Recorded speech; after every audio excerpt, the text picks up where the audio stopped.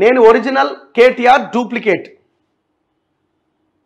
రేవంత్ రెడ్డి అంటున్నాడు నేను original, KTR duplicate. ఇది ఇంకో ఏడాదిలో స్పష్టంగా తెలిసొస్తుంది. మన హైదరాబాద్కు మరే నగరం సాటి రాదు. లోక్సభ ఎన్నికల్లో 14 స్థానాలు సాధిస్తాం. మన హైదరాబాద్కు మరే నగరం సాటి రాదు. ఈ హైదరాబాద్ని ఎవరో ఏదో ఏమో చేయలే. హైదరాబాద్ కొన్ని దశాబ్దాల కాలం నుంచి నిజాం పరిపాలన అంతకు ముందు నుంచి కూడా హైదరాబాద్ ఈ దేశంలో ఉన్న టాప్ 5 నగరాల్లో ఒకటిగా ఉంటుంది. దీనికి ప్రధానమైన కారణం ఏంటంటే హైదరాబాద్లో ఉన్న వెదర్ కండిషన్స్ ఇవన్నీ మనకు ఒక అద్భుతమైన ఇవిగా ఉన్నాయి. సరే, ఇది ఒక అంశం అయితే ఇప్పుడు నేను ఒరిజినల్ అంటుండు, కేటీఆర్ డూప్లికేట్ అంటుండు. నేనేం అడుగుతున్నా అంటే ఈయనెవరు? జయేష్ రంజన్. ఈయనెవరు? లాస్ట్ టైం ఎవరితో తిరిగిండు, ఎవరిని ముంచిండు? తెలంగాణ ప్రజలను ముంచిన ఒక బీహారీ ఐఏఎస్. కేటీఆర్ చెప్పినల్లా చేసిండు.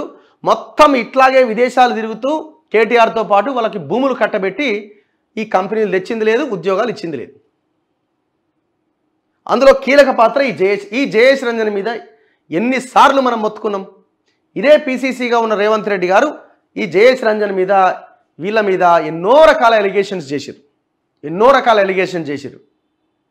మరి అదే జయేష్ రంజన్ని మళ్ళా వెంట పెట్టుకొని మీరు అక్కడికి పోతే, అదే జయేష్ రంజన్ని పక్కన కూర్చోబెట్టుకుంటే ఎట్లా ఒరిజినల్ అవుతారు?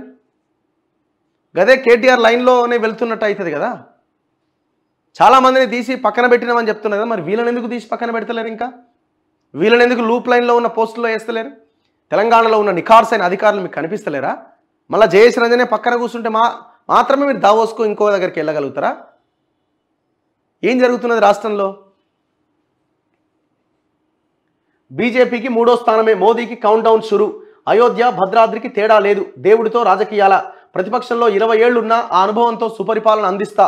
దావోస్లో మీడియాతో ముఖ్యమంత్రి రేవంత్ రెడ్డి. ఇట్లాంటి వాళ్ళని పక్కన పెట్టుకుంటే సుపరిపాలన రాదు, దరిద్రమైన పాలన వస్తుంది. మీరు ఎప్పుడు మీరు ఇది చేస్తారో తెలియదు కానీ అర్థం కాని పరిస్థితి. 2 రోజుల్లో 60 భేటీలు, తెలంగాణకు పెట్టుబడులే లక్ష్యం. దావోస్లో సీఎం రేవంత్ బిజీ అట. ఇది ఖచ్చితంగా ఆలోచించాల్సిన విషయం. ఇట్లాంటి ఆఫీసర్లు చాలామంది ఇంకా కంటిన్యూ అవుతున్నారు.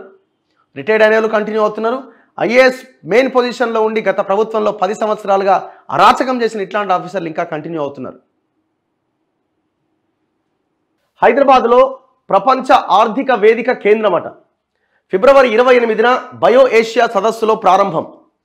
వేదిక అధ్యక్షుడు బర్గే బ్రెండ్, సీఎం రేవంత్ రెడ్డి సంయుక్త ప్రకటన. ప్రజల జీవన ప్రమాణాల మెరుగుదలే లక్ష్యమని ముఖ్యమంత్రి వెల్లడి. స్విట్జర్లాండ్లోని దావోస్లో జరుగుతున్న 54వ ప్రపంచ ఆర్థిక వేదిక సదస్సులో తెలంగాణకు అరుదైన అవకాశం దక్కింది. ఈ వేదిక ఆధ్వర్యంలో centre for 4th industrial revolution C4IRను హైదరాబాద్లో ఏర్పాటు చేసేందుకు ఒప్పందం కుదిరిందట.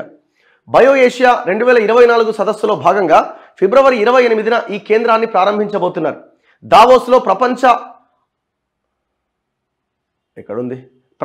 ఆర్థిక వేదిక వార్షిక సదస్సులో మంగళవారం వేదిక అధ్యక్షుడు బర్గే బ్రెండ్ ప్రతినిధి బృందంతో ముఖ్యమంత్రి రేవంత్ రెడ్డి బృందం చర్చలు జరిపింది. అనంతరం ఈ విషయాన్ని సంయుక్తంగా ప్రకటించారట. జీవ వైవిధ్య రంగంలో అత్యాధునిక సాంకేతికతను అభివృద్ధి చేయాలనే లక్ష్యంతో తెలంగాణలో నెలకొల్పబోతున్న ఈ కేంద్రానికి ప్రపంచ ఆర్థిక వేదిక పరిపూర్ణ సహకారాన్ని అందించబోతున్నట్లు బర్గే బ్రెండ్ పేర్కొన్నారు. సో దావోస్లో రేవంత్ టూర్ కొనసాగుతున్నది. కానీ ఈ విచిత్రం ఏంటంటే ఈయన పెట్టుకొని తిరుగుతున్నారు, ఏందో అర్థమవుతలేదు. ఎవరైనా జయేష్ రంజన్ అంటే మీకు అధికారాన్ని మార్చి ఇమీడియట్గా వేరే వాళ్ళని పెట్టుకునే అవకాశం లేదా? లేకపోతే వాళ్ళకి అన్నీ తెలుసు కాబట్టి అని వాళ్ళని పక్కన పెట్టుకొని తిరుగుతున్నారా? ఆశ్చర్యం వేస్తుంది కొన్ని సందర్భాల్లో ఎట్లా మీరు వ్యవహరిస్తున్నారు దాని గురించి.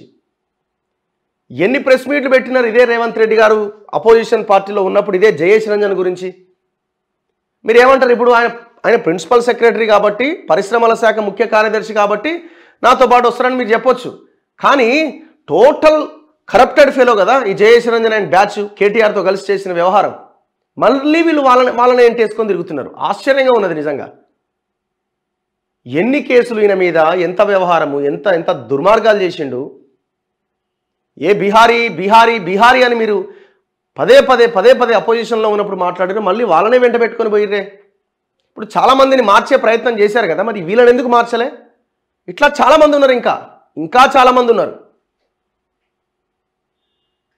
ఒక్కసారి మీరు మరి ఏ ఉద్దేశంతో మీ ఉద్దేశాలు ఏందో మీ మీ మీ తెర వెనక కాన్స్పిరసీ ఏందో మాకు తెలియదు, కానీ ప్రజలని ముంచే కార్యక్రమం అయితే మాత్రం మిమ్మల్ని కూడా ప్రజలు క్షమించే అవకాశం ఉండదు.